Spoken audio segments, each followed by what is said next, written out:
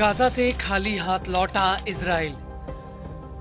नहीं झुका Hamas, Gaza में हमास का राज। जंग में हमास के इन बड़े कमांडरों की मौत। हमास ने खुद जारी की कमांडरों की लिस्ट।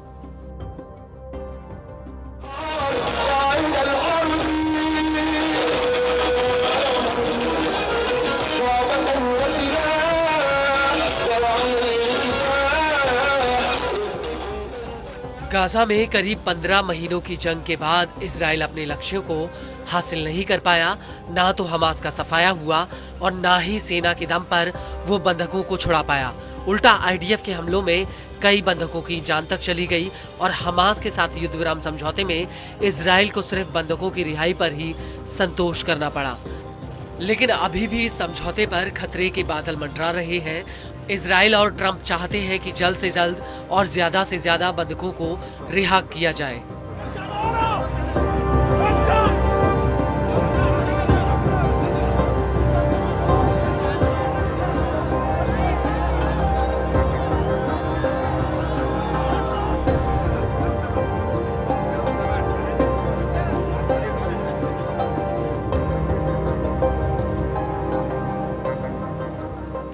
लेकिन ऐसा नहीं है कि गाजा में सिर्फ इजराइल को नुकसान हुआ हो, बल्कि हमास के कई कमांडर भी इस युद्ध की भेंट चढ़ गए।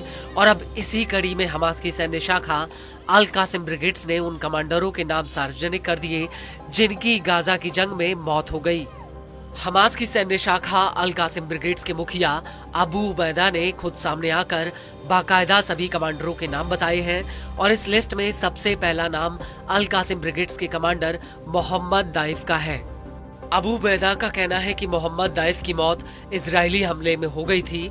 अबू उबैदा ने मोहम्मद दाइफ को लेकर कहा कि हम अपने महान लोगों, अपने राष्ट्र और दुनिया भर में स्वतंत्रता और प्रतिरोध के सभी समर्थकों के समक्ष अल कासिम ब्रिगेड की जनरल मिलिट्री काउंसिल के वरिष्ठ सेनानियों और वीर कमांडरों के एक समूह की शहादत की घोषणा करते हैं।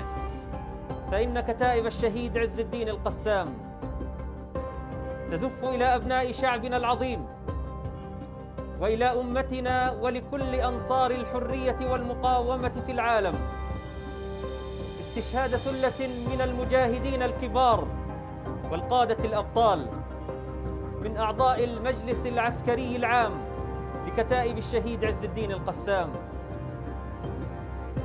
شهيد الأمة الكبير القائد محمد الضيف أبو خالد، قائد هيئة أركان كتائب القسام، والقائد الكبير الشهيد مروان عيسى أبو البراء، نائب قائد أركان كتائب القسام।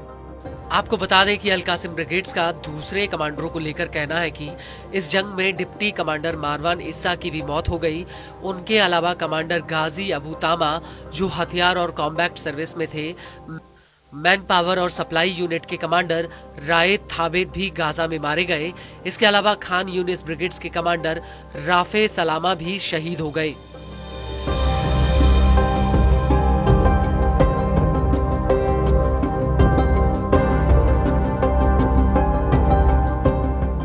हमास के मुताबिक गाजा में उत्तरी ब्रिगेड के कमांडर अहमद अल घोंदूर, केंद्रीय ब्रिगेड के कमांडर ऐमान नाफिल गाजा में मारे गए। हालांकि हमास की इस घोषणा से पहले कई मीडिया हाउसों ने मोहम्मद दाइफ की मौत की खबर दी थी, लेकिन ये पहली बार है जब हमास ने अपने वरिष्ठ नेताओं के मारे जाने की बात मानी है।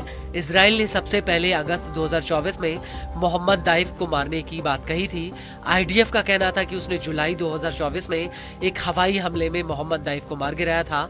हालांकि तब से लेकर अब तक उसकी मौत की पुष्टि नहीं हुई थी।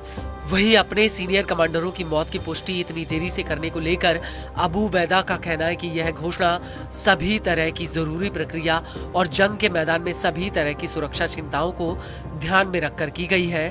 इस सब के बीच ईरानी न्यूज एजेंसी प्रेस टीवी का कहना है कि दाइफ के डिप्टी मारवान इस्सा हमास की सैन्य शाखा अल कासिम ब्रिगेड्स में काफी अहम थे। वही कमांडर तामा गाजा के भीतर हथियारों का जिम्मा संभालते थे और वो इससे पहले हमास के सेंट्रल कैंपस ब्रिगेड्स के मुखिया भी रहे थे, जबकि थाबेद की गिनती हमास के टॉप 10 कमांडरों में आती थी। वो दाइफ और हमास के मुखिया याह्या सिनवार के बेहद ही करीबी थे। अबू उबैदा का आगे कहना है कि ये सभी कमांडर जंग के मैदान में आगे बढ़ते हुए मारे गए।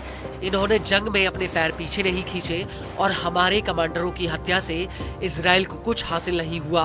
अबू उबैदा का कहना है कि हमारे हर नेताओं की हत्या की घोषणा इजराइल के ऊपर उल्टा असर डालती है। ये हमारे लड़ाकों को कमजोर करने के बजाय बल्कि अब ये उनके लिए जीत का एक संकेत बन गया है।